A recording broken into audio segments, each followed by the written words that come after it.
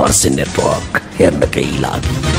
नमस्कार दर्शकबिन, म हास्य कलाकार किरण केसी रातमकै आज यहाँहरू समक्ष नेपालका मूर्धन्य सर्वाधिक लोकप्रिय 2,90,66,000 दर्शकहरूको मन मस्तिष्कमा बस्न सफल तपाईहरुको प्रिय कलाकार, राम्रो कलाकार, असल कलाकार, मेरो आदरणीय पूजनीय ढोगने, उमेरमा 4 वर्ष कान्छु तैपनि आदरणीय पूजनीय ढोगने किन भने त भन्दाखेरि सबै कामको लागि भने हो। त्यस्तो पूजनीय काम गर्ने स्रष्टा आदरणीय महको हरिवंश आचार्यसँग सानो किचन सम्बन्धी कुरा गर्न गइरहेको छु। हाम्रो किचनको नाम हो किचन विथ किरण केसी। नमस्कार दाइ। नमस्कार। सुरुमै मिस्टेक भयो नि, अलिअलि मिस्टेक त भइहाल्छ नि। त्यो 4 वर्ष कान्छु भन्यो नि त। 4 महिना कान्छु है, सरी होइन, अलिकति नर्भस छु किनकि यो मेरो पेसा होइन। मेरो जीवनमा दोस्रो पटक, पहिलो पटक सरदेव दाजु मदन दाइसँग मैले यस्तै यो किचन सम्बन्धीको अन्तर्क्रिया कुराहरू गरी अहिले सेकेन्डचोटि गरिरहेको छु। मदन दाइसँग अझ अलिकति म मुडअप भएको थिइनँ, त्यो अलिकति मुडअप के भएको जस्तो फिल चाहिँ भएको चाहिँ, किनभने त्यो अब म आफै यहाँ पनि त्यो पहिले नै त्यो रिहर्सल गर्दाखेरि डाइरेक्ट डेलिभरी अलिकति बिगारेर बोल्ने मान्छे, झन् अब यो यसमा चाहिँ त्यो भइरहेछ।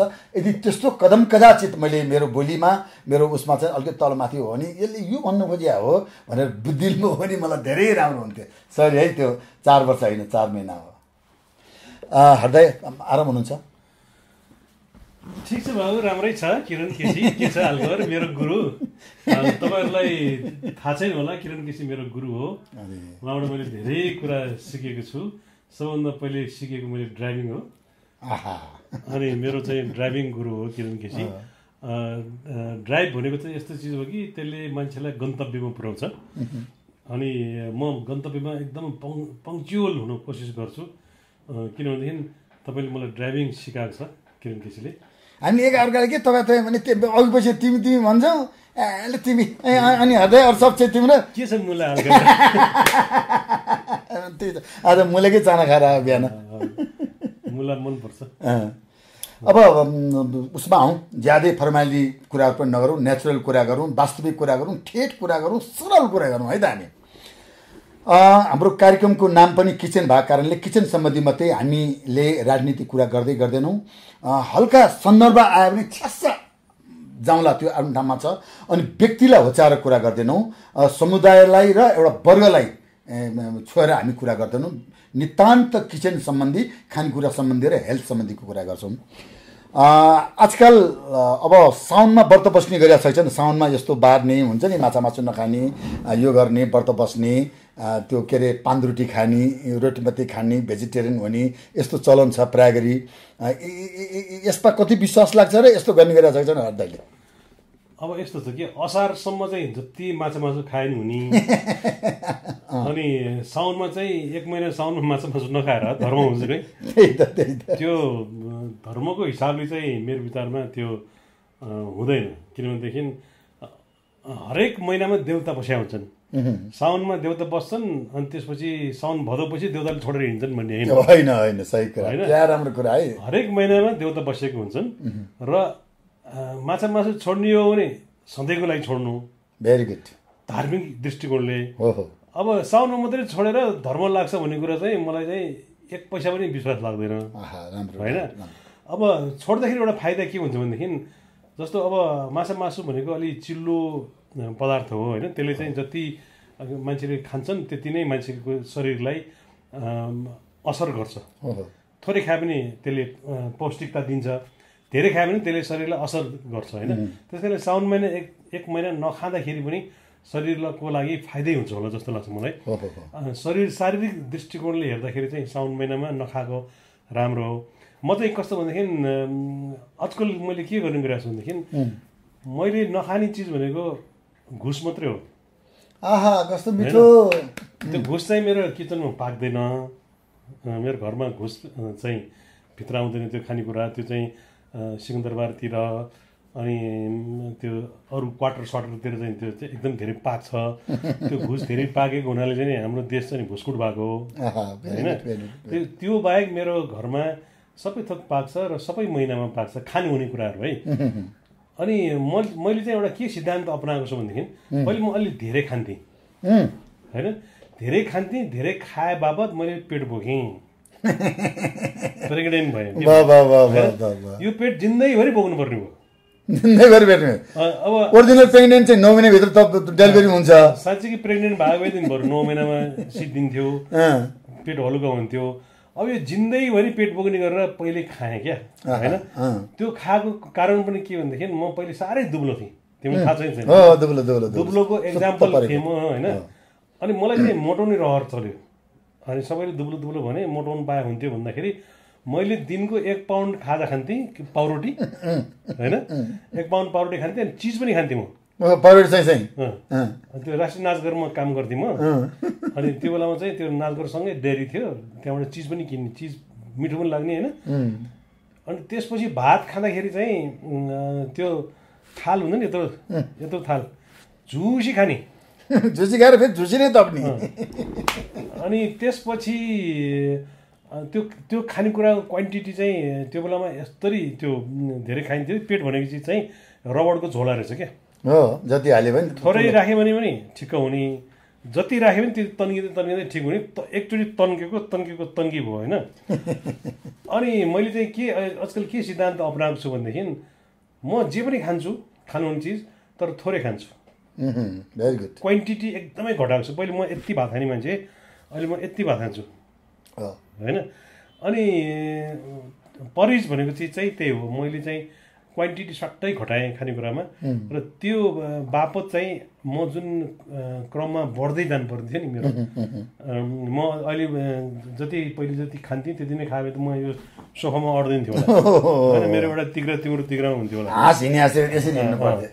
त्यस कारणले त्यो क्वान्टिटी घटाएको हुनाले म त्यस्तरी मोटाएको पनि छैन, र मैले 4-5 किलो जति वेट लस गरेको छु अहिले।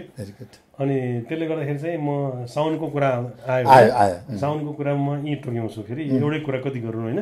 त्यसैले साउनमा म केही पनि बार्दिनँ, तर थोरै खान्छु हरेक महिनामा। खानुहुने चिज जति हरेकचोटि खाने, कस्तो राम्रो एउटा धार्मिक र एउटा त्यो जिन्दगीभरलाई याद गर्ने कुरा पनि हरिवंशीजीले गरे। म यस्तै कुरा गर्छु होइन। भगवान् भनेको साउन महिना मात्रै स्पेसल बस्ने होइन, सधैँ बस्छन्, सधैँ हाइजेनिक, सधैँ राम्रो थोरै।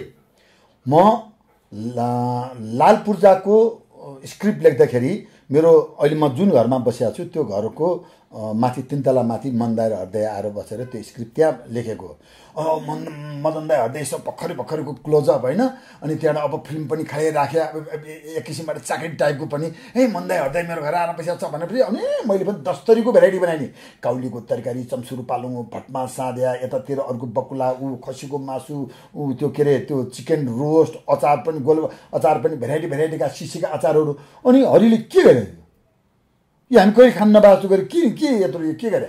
अनि फेरि भात पनि टन्न, म पनि हरिले जति भन्छ त्यसको डबल हो फेरि म नि भातै नै हो, धेरै नै खानुपर्ने मान्छे हो। अनि हरिले भात खाँदै मलाई मुडअप हुने गरेर एउटा डायलग बोलेको छ, त्यो डायलग हो, किरण यसरी खानै पर्दैन, तिमी बेलुका पनि खान्छौ भने समय जिन्दगीमा अब यति खाएपछि कहिले नि खानु नहुने हो भने त ठिक छ अहिले खाएको हो, किनभने बेलुकै खान्छौ, खाजा खान्छौ, फेरि तिमी अलिक 2 बजे 3 बजे तिमी खाजा खान्छौ, बेलुका फेरि भात खान्छौ अथवा रोटी ढिँडो के खान्छौ, किन यसरी मोरेत्ती गरेर खानुपर्छ, थोरै खाऊ जिन्दगीभर खानु पाइन्छ भनेर त्यो शब्द बोलेको। म हरिसँग डराउँछु पनि, र उमेरले 4 महिना कान्छो भए पनि गुरु किन भने यस्ता यस्ता कुराहरू, जस्तो म भात खान्थेँ चपाएर खान्थेँ यसरी क्या के गरी खाएँ भनेर मलाई त्यहाँ नै मुडअप बनाएको छ हरिदाले। अनि हड्डी लिएर प्यात्ल्याएको ताने होइन, प्यात्ल्याएको गरेर अगाडि फाल्यो, के गरेको थियो भने यस्ता यस्ता कुराहरू धेरै सिकेको छु मैले।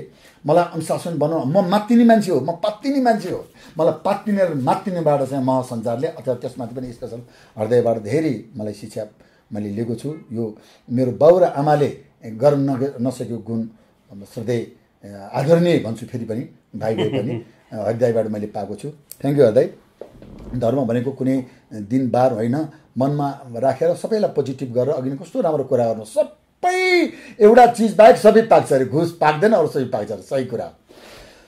प्राय गरी 365 दिनमा डेली पाकेर पनि वाक्क नलाग्ने चिज चाहिँ के हो, त्यो चिज चाहिँ जहिले नै खानु मन लाग्ने त्यो चिज चाहिँ के हो जस्तो लाग्छ? दाल भात तरकारी। आहा, मन दाइले पनि अझै यही भन्नु हो?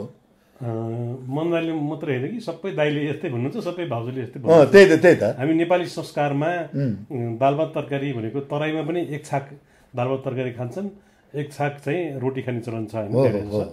र अब हामी सानोदेखि नै त्यो खाएको हो र त्यो चाहिँ एक किसिमले चाहिँ वैज्ञानिक खाना पनि हो। किनभने भात सजिलैसँग पच्छ, चामल सजिलैसँग पच्छ।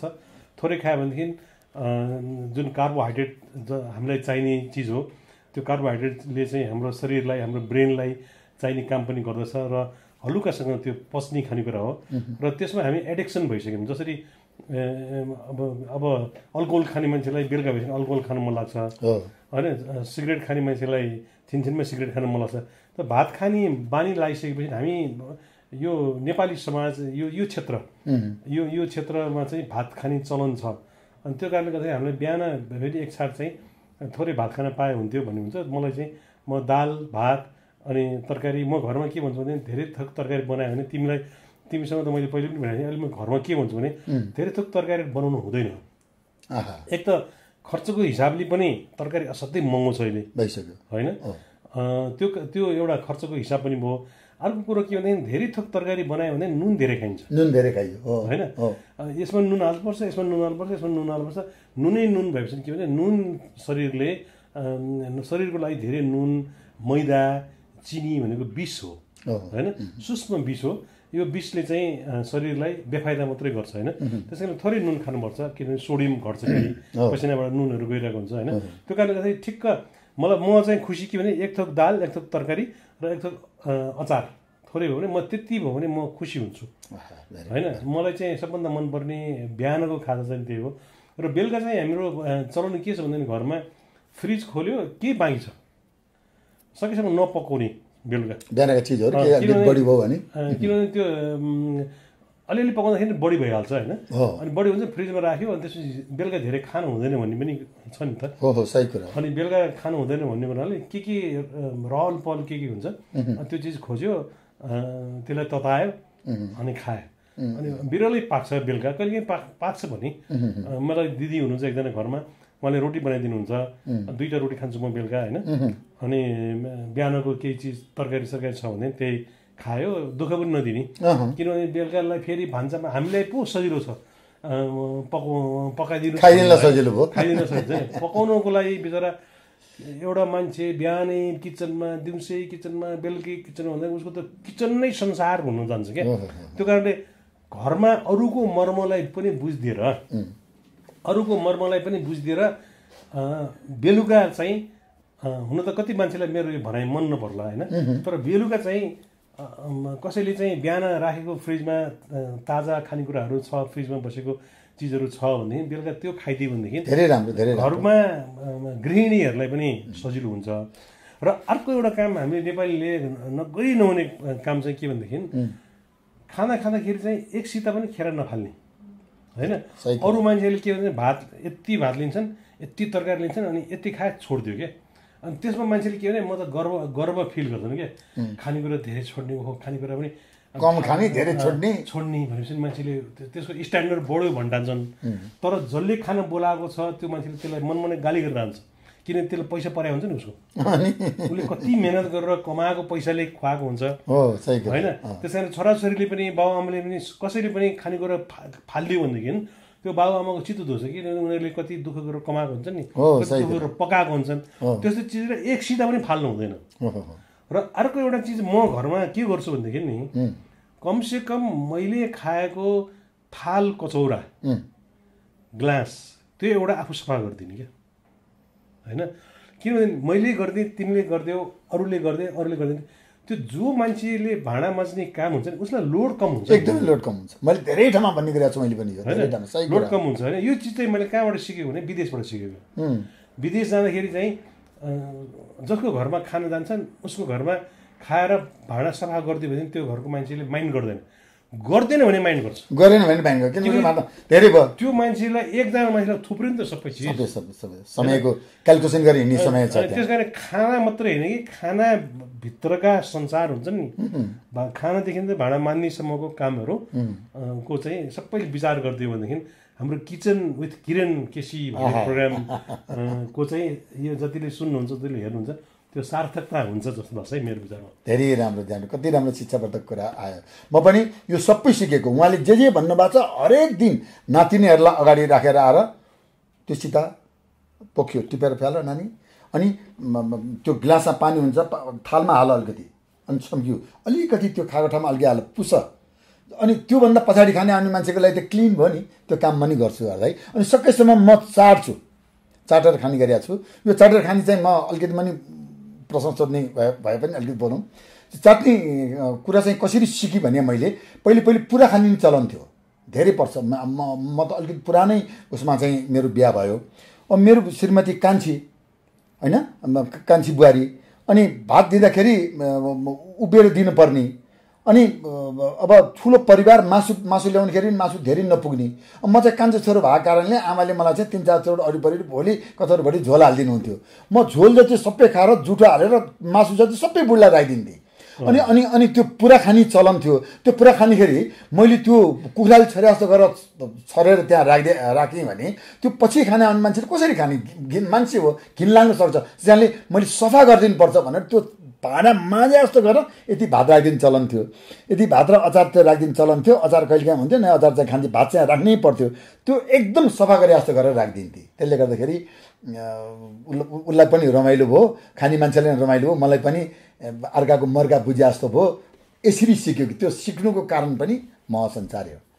अब हृदयले फेरि अर्को एउटा कुरा के गर्न चाहन्छु भने मासु कतिको मनपर्छ। मासु के माछा प्रायः गरी हामीले खाने भनेको सालमन फिस कमै खाइन्छ होइन। चिकन खाने हो हामीले, फिस खाने हो, त्यसपछि मटन खाने हो। अब खाने जातहरूले चाहिँ बफ खाने हो होइन त। यी तिनवटा हो। यी तिनवटा चिजमा सबभन्दा बढी के चाहिँ घरमा बढी हृदयको भान्सामा बढी पाक्छ? अब हामी विदेशमा प्रोग्राम गर्न जाँदाखेरि तिमीले नै भन्छौ नि, किरण केसीलाई चाहिँ सालमन फिस चाहिँ एकदम मनपर्ने, अनि त्यसपछि विदेशतिर प्रोग्राम जाँदाखेरि मन्दाले हृदयले सालमन फिस एकदम मनपर्छ है, त्यो सालमन फिस पकाइदिनुहोस् है भनेर भन्ने। अनि आधी खाने। अनि त्यसपछि चाहिँ अरूले सालमन फिस ल्याउँथ्यो, अनि हामी दुईवटा खान्थ्यौँ, छटुरा उसले खान्थ्यो होइन। सालमन फिस त यहाँ त लालमनभन्दा महँगो छ होइन। सालमन किन्दाखेरि कति 30-3,000 रुपियाँ जति किलो पर्छ होला होइन। अनि भन्दाखेरि त्यो सालमन खाने चाहिँ हाम्रो चाहिँ ह्याबिट नै छैन नेपाली होइन। नेपालीको ह्याबिट भनेको चाहिँ खसी, अब कुखुरा होइन, र माछा खाने हो।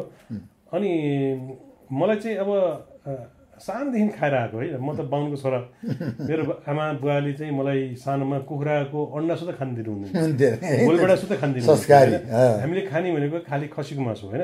खसीको मासु चाहिँ मलाई के भने सानोदेखि खाएर स्वाद बसेको हुनाले त्यो स्वाद मलाई सबभन्दा मनपर्ने, माछा मासुमा सबभन्दा मनपर्ने स्वाद त्यही हो। त्यसमा पनि एउटा स्वाद अझ मनपर्छ के भनेदेखि हाम्रो त बाहुनको घर होइन, लसुन प्याज चल्दैन थियो। अनि हाम्रो आमाले मासु बनाउँदाखेरि अनि अदुवा जिरा मरिच पिनेर अनि त्यसपछि मासु पकाउनुहुन्थ्यो। अनि त्यो झोल हालेर पकाइन्थ्यो कि झोल हाल्नु सबैलाई पुग्छ नि, सबैलाई पुग्यो। अनि मासु महँगो, दालको काम पनि गर्यो। पहिलेदेखि मासु महँगो थियो, आम्दानी कम थियो। अनि त्यसपछि थोरै मासुमा सबैको भाग पुगोस् भनेर झोल हाल्ने चलन थियो। अनि त्यसमा लसुन प्याज केही नराखेको त्यो चाहिँ त्यो मासुलाई चाहिँ मैले चाहिँ के अरे बाहुन मासु भन्छु कि त्यसलाई होइन। अनि अहिले पनि घरमा म कहिले काहीँ लसुन प्याज नहालिकन त्यो आमाले पहिलेदेखि बनाइदिनु भएको स्वाद छ नि, त्यो बनाउँछु। र मलाई सबैभन्दा मनपर्ने मेरो आइटम पनि त्यही हो। र मका कहिले काहीँ पाहुनाहरू आउनुहुन्छ, अनि मैले चाहिँ त्यसरी नै बनाएर खानिदिन्छु क्या। त्यसरी बनाइसकेपछि खान्छ मान्छेले के भन्छ भने तपाईँले बनाउनु भएको त्यो खसीको मासु चाहिँ खानु मन लाग्यो भन्ने मान्छे त्यसको डिमान्ड छ, धेरै त्यसको डिमान्ड छ। र अब त्यसलाई चाहिँ सस्तो पनि पर्ने, स्वास्थ्यवर्धक पनि भयो, फेरि स्वास्थ्यवर्धक पनि, अनि चिल्लो पनि धेरै कम हुन्छ। मलाई सबभन्दा मनपर्ने त्यही हो। र अब अहिले त अब फेरि हाम्रो छोराहरूको जेनेरेसनलाई चाहिँ चिकन बढी मनपर्छ, किनभने चिकन अब सस्तो पनि छ एक किसिमले। अनि चिकन चाहिँ हाइजेनिक पनि हुन्छ भन्छन्, तर अब चिकनमा चाहिँ धेरै चाहिँ त्यो दानामा केमिकलहरू पनि राखेर खुवाउने चलन छ, हाइजेनिक त हुँदैन होला। तर व्हाइट मिट अब त्यसमा चाहिँ धेरै चाहिँ शरीरको लागि हानि गर्ने कुराहरू चाहिँ नमिसाइकन चाहिँ हुँदैन। तर मिसाइकन अब केमिकलहरू मिसाएको हुनाले त्यो चाहिँ हानिकारक पनि त्यस छ। र अब माछाको कुरा गर्दाखेरि चाहिँ अहिले चाहिँ अब जिउँदो माछा पनि बेच्ने चलन सुरु भएको छ होइन। तर माछा चाहिँ त्यो फर्मुलिन हारेर ल्याउँछ कि बाहिरबाट, त्यो नकुइयोस् भनेर भने ल्याउँछ। त्यो भनेको चिज चाहिँ अब त्यो मान्छेले खाने कुराहरू होइन क्या, त्यो मिसाएको चिजहरू हामी खान्छौँ। त्यो कारणले सकेसम्म माछा मासुको प्रयोग चाहिँ किचनमा कम गर्ने क्या, कम गर्ने। सागपात त हुन त विषादी छ सबै चिजहरू। आज भर्खर एउटा पत्रिकामा नेपालमा चाहिँ विषादी जाँच नगरिकन खुलेआम भारतबाट चाहिँ तरकारीहरू आयात भइरहेछ भनेर लेखेको छ आज हेडलाइन छ होइन।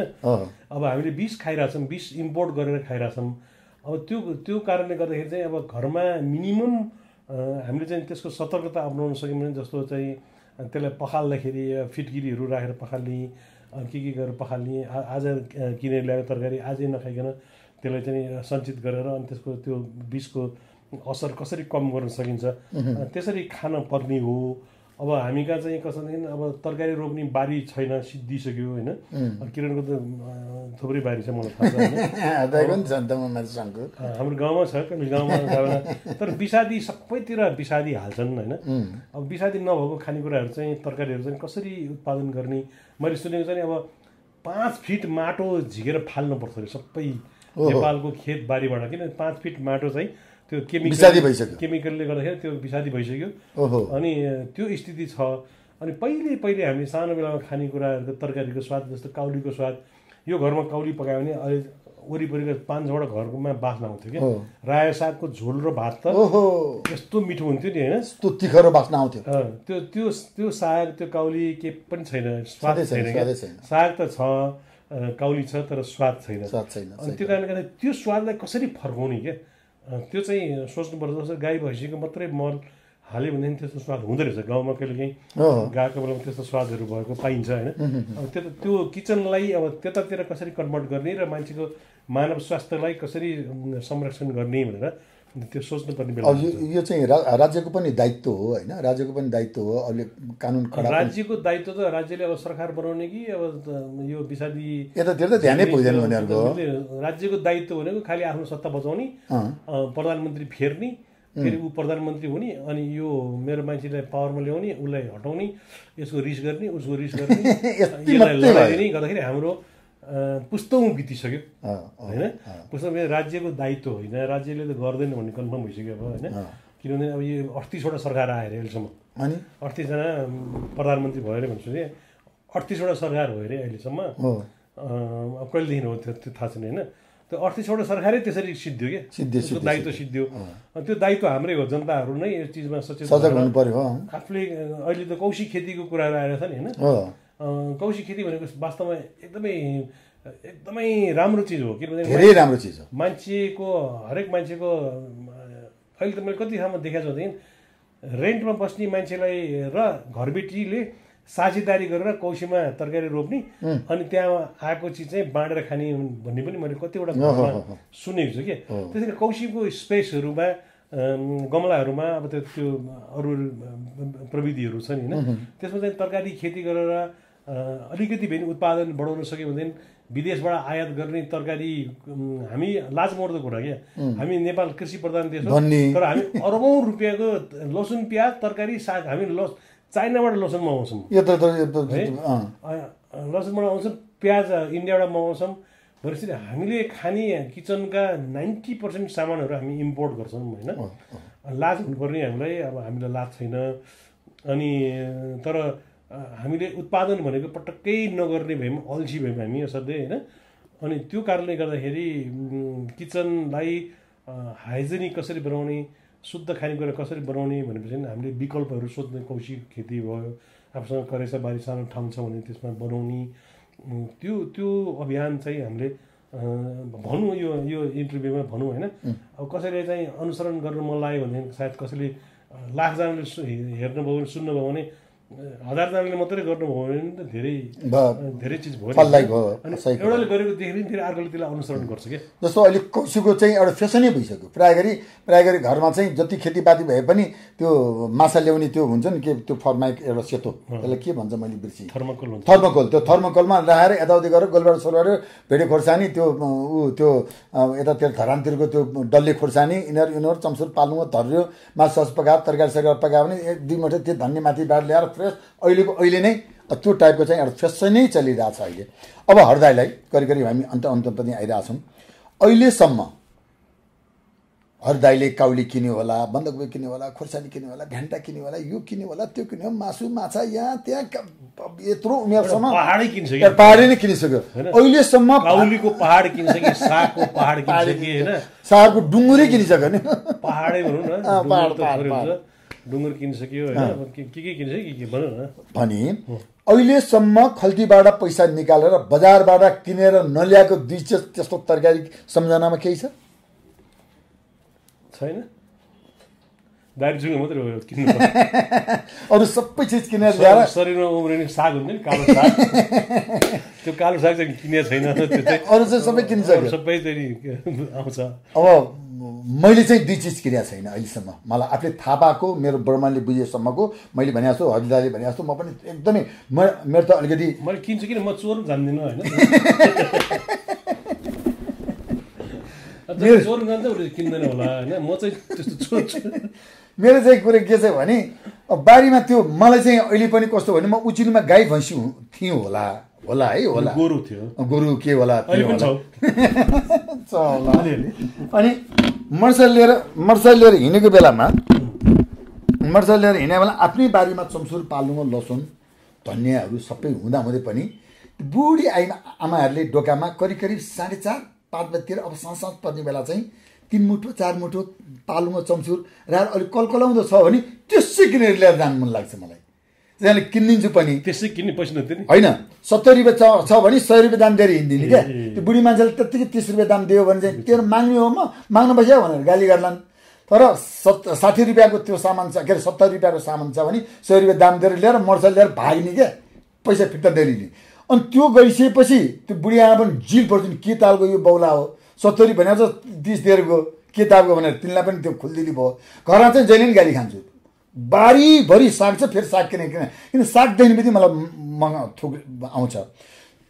मैले पनि खाने चिज जति सबै लगाएको छु घरमा, म किचनको सोकिङ पनि छु, खानाको सोकिङ पनि छु, तर 2 चिज लगाएको छैन मैले मेरो खल्तीबाट पैसा तिरेर अहिलेसम्म बेचेको साग किनेको छैन र लौका पनि किनेको छैन।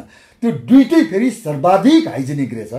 त्यो बेचेको सागमा 375% क्याल्सियम हुँदो रहेछ भने अब लौकाको त अहिले अब स्लिम बन्नेदेखिको लिएर त्यसले त्यो शरीरका भागहरूलाई फाइदा गरिदियो भने त्यो त एउटा रामबाण औषधिको रूपमै रहेछ। त्यस कारणले मैले हरदाईले त्यो छ कि भने हरदाईले त्यो सबै किने होला। फर्सी पनि किन्दिनँ म, शरीरमा चाहिँ होइन, डल्लो पर्छ। र अनि अर्को अब एउटा कुरा, किचन अथवा इङ्ग्लिसमा किचन, नेपालीमा भान्सामै औषधि छ भन्छन्, भान्सामै बिक छ भन्छन्, यो सबै सुन्या हो।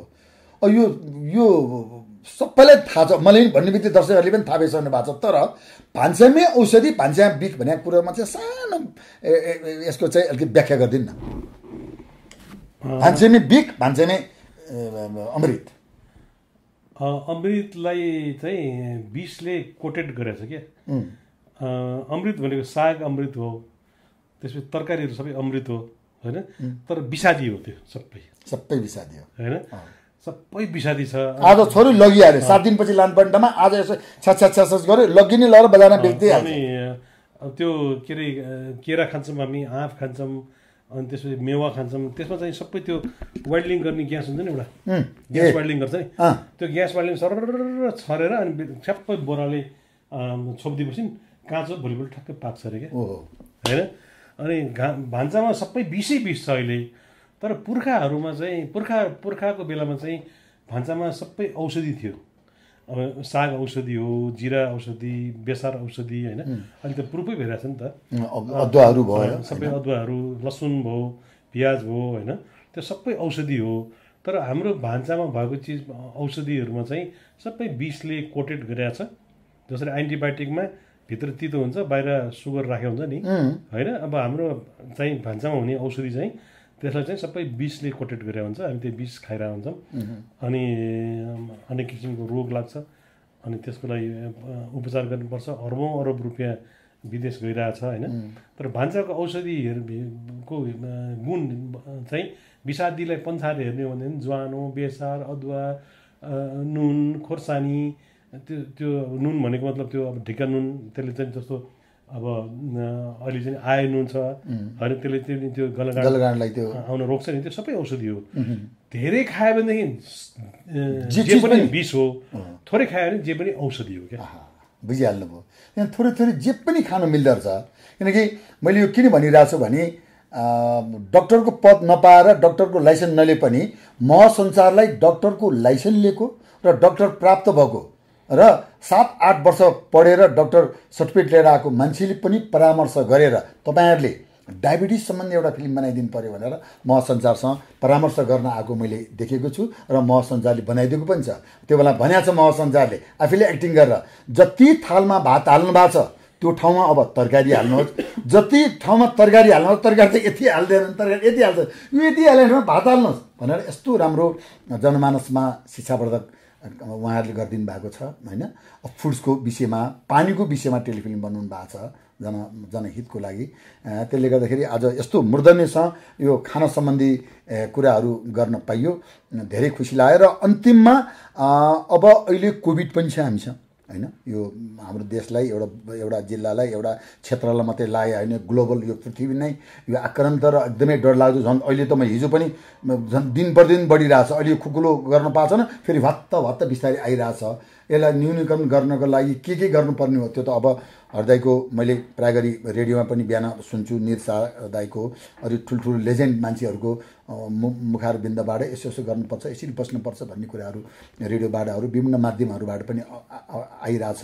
र अहिले बर्खा पनि छ, फेरि बर्खा छ। मलाई जसम्म लाग्छ, मैले सुनेको अनुसार, जस्टिफाई त होइन, सुने अनुसारबाट धेरै प्रतिशत रोग चाहिँ पानीबाट र मासुबाट हुन्छ भन्ने सुनेको छु, होइन?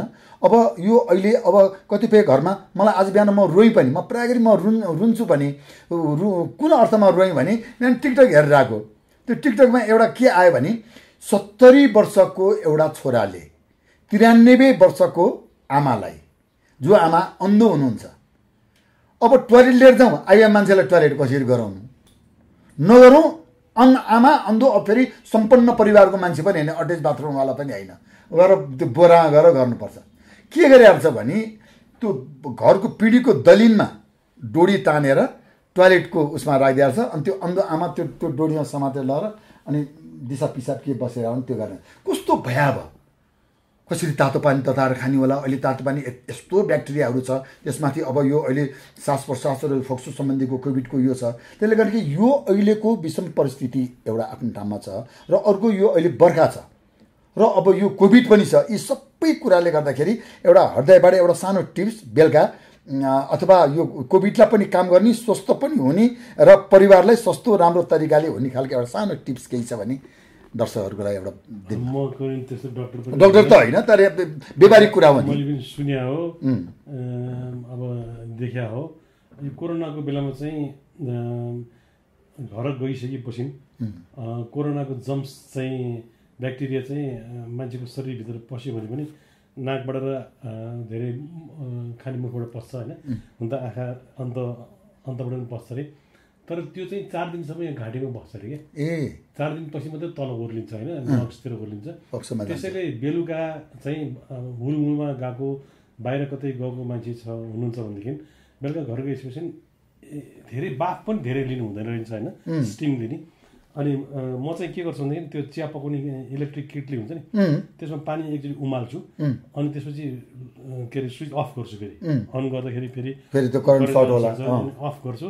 अब टाउले ठ्याक्क मुख छोपेर अनि यो नाकले 10 चोटि, यो नाकले 10 चोटि तान्छु। त्यो चाहिँ यहाँसम्म पुग्ने रहेछ, तातो फिल नहुने तान्ने। अनि त्यसपछि यो एकछिन गर्छु अनि त्यसपछि टक्क मुखसुख पुस्छु त्यसले गर्दाखेरि अनुहार पनि दिनभरि बसेको त्यो कालो सालो यता पसिना फेसियल गर्ने हुन्छ नि ब्युटी पार्लर गएर फ्रीमा भयो त्यो फेसियल पनि भयो फेसियल पनि गर्ने होइन अनि श्वास प्रश्वासलाई पनि त्यसले हुन्छ नि के अरे कोभिड चाहिँ अब साइन्टिफिक प्रुफ त होइन तर भनेको सुने अनुसार चाहिँ यहाँबाट चाहिँ तल पस्न नदिनु त्यो चाहिँ मैले आजकल गर्ने गरेको छु र चिसो चिज फ्रिजमा राखेको चिज चाहिँ डाइरेक्ट खाना हुँदैन त्यो चाहिँ अब साइन्टिफिक कुरा पनि हो हाम्रो देशको क्लाइमेटले चाहिँ गर्दाखेरि धेरै चिसो खाँदाखेरि तुरुन्तै त्यसको असर देखिन्छ त्यसबाट बचौँ अब कोरोनाबाट बच्न यो कोरोनासँग अब हामी लड्नुपर्छ यो तुरुन्तै सिद्धिनेवाला छैन होइन अब यो चाहिँ कोरोना युद्ध भइरहेको छ अहिले त्यो युद्धमा चाहिँ जसरी कुनै देशमा गृहयुद्ध भएको छ भने त्यसमा मान्छेहरू अब युद्धसँग पनि लड्दै लड्दै आफ्नो जीवन त दैनिकी त चलाउनु पऱ्यो नि